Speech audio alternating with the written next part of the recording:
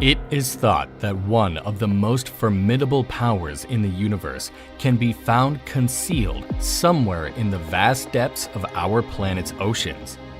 As the largest fish in the world, the great white shark is the king of all predators and holds the record for being the largest fish in the world.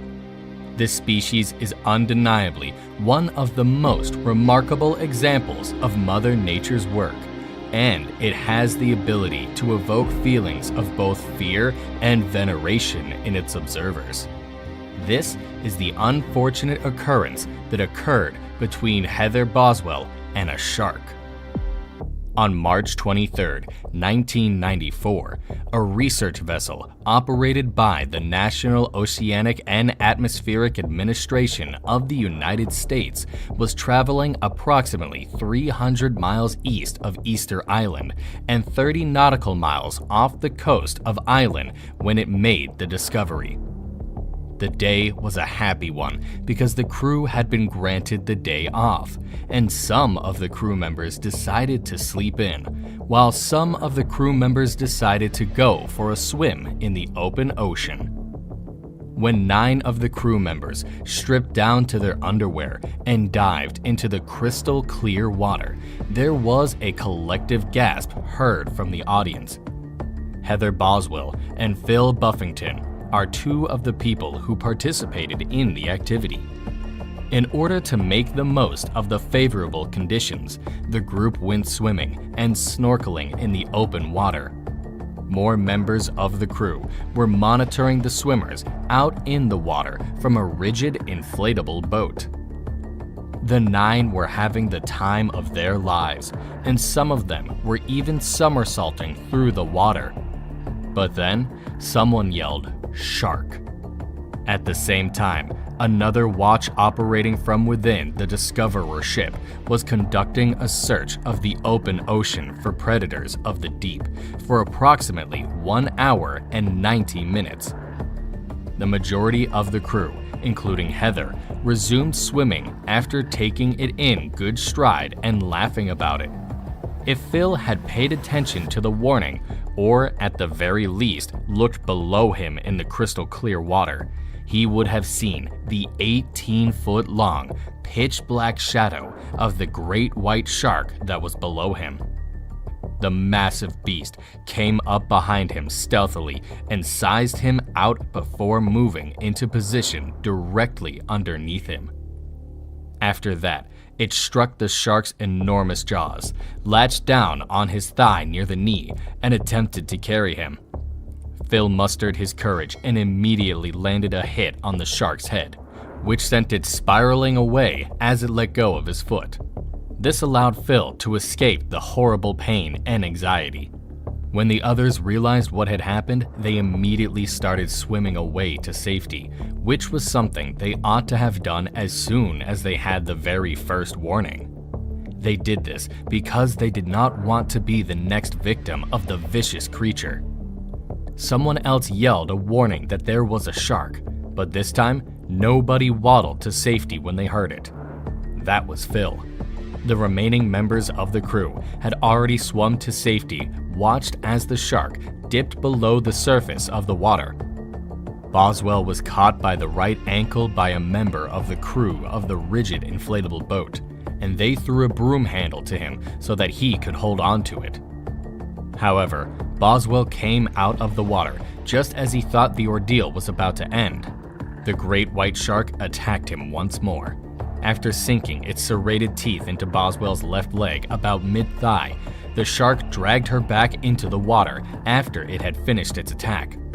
The water surrounding her turned a bright red because her blood was mixing with it, and then, suddenly, there was complete silence. After the shark had gone beneath the surface of the sea, Boswell was nowhere to be found. There was a momentary lull in the activity of the sea. Then, after what felt like an incredibly long time had passed, there was a loud splash that headed towards the silence. She had already triumphed over the shark, so there was no way that Boswell was going to give up without a struggle. When all Ad Sand was eventually able to make it to the surface, the terrified members of the crew grabbed her by the hands and attempted to get her on board the boat.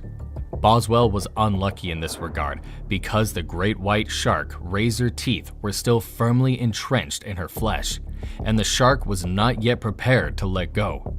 The crew then engaged in a desperate struggle to pull Boswell away from the jaws of the shark, which turned into a tug of war.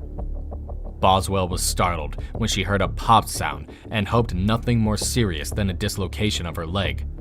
She eventually let out a sigh of relief as the team managed to haul her aboard one of the boats where she would be safe. During this time, a warning about possible shark attacks was already being broadcast on the Discoverer ship's public address system. After hearing the broadcast, a member of the crew just finished cleaning his weapon after some target practice hurried over to find out what all the fuss was about. He shot several rounds at the shark as soon as he observed it swimming towards someone mounting the ship's ladder, and he did it without any hesitation. The shark veered away as it swam towards the stern of the ship, so the crew member followed it and fired 2 more rounds. After that, he observed as the shark became immovable, which indicated he had killed it. Heather Boswell, the enormous predator, was sitting on the boat trying to collect her breath when she felt a stinging sensation in her left leg. She had not quite finished clearing her stomach when she noticed the sensation. This compelled her to look at her thighs, and it immediately became obvious to her that the pop sound was only coming from her right leg.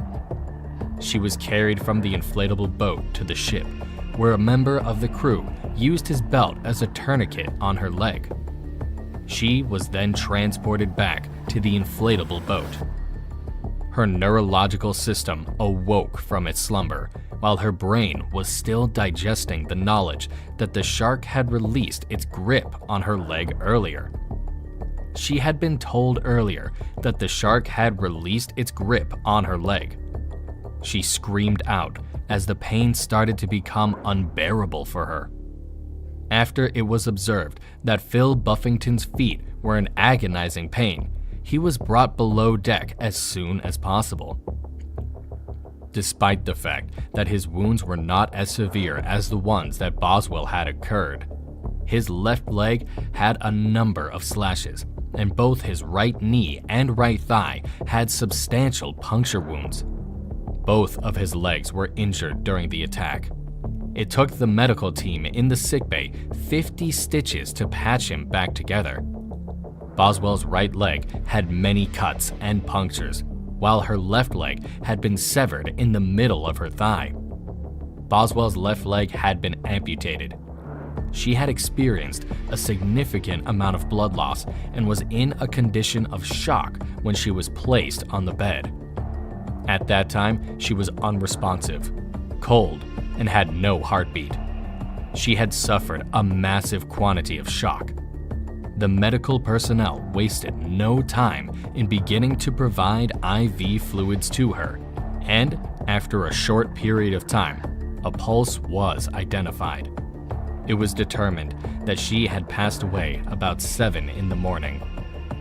The next day, the crew got her ready for the evacuation to a medical institution on land, which would take place later that day. They rolled her onto her side in preparation to transfer her to a stretcher. However, Boswell weighed 130 pounds at the time, was in such a frail state, passed out. As her blood pressure dropped below the threshold for the Holter monitor to measure, and as her breathing got more rapid and shallow, it began to malfunction. While the medical staff performed chest compressions, belly massage, and other resuscitation attempts, she was eventually brought back to life and made stable. The members of the crew immediate actions helped save Heather Boswell's life, were presented with decorations and medals of honors and bravery in recognition of actions. The puncture wounds that Heather Boswell suffered from have now completely healed. She said it didn't hurt as much as she expected, but it felt like a dog gnawing on your finger. However, she had to wear a prosthetic on her left leg for the rest of her life. When she was asked what it feels like to be devoured by a shark, she said she had to wear a prosthetic on that leg for the rest of her life.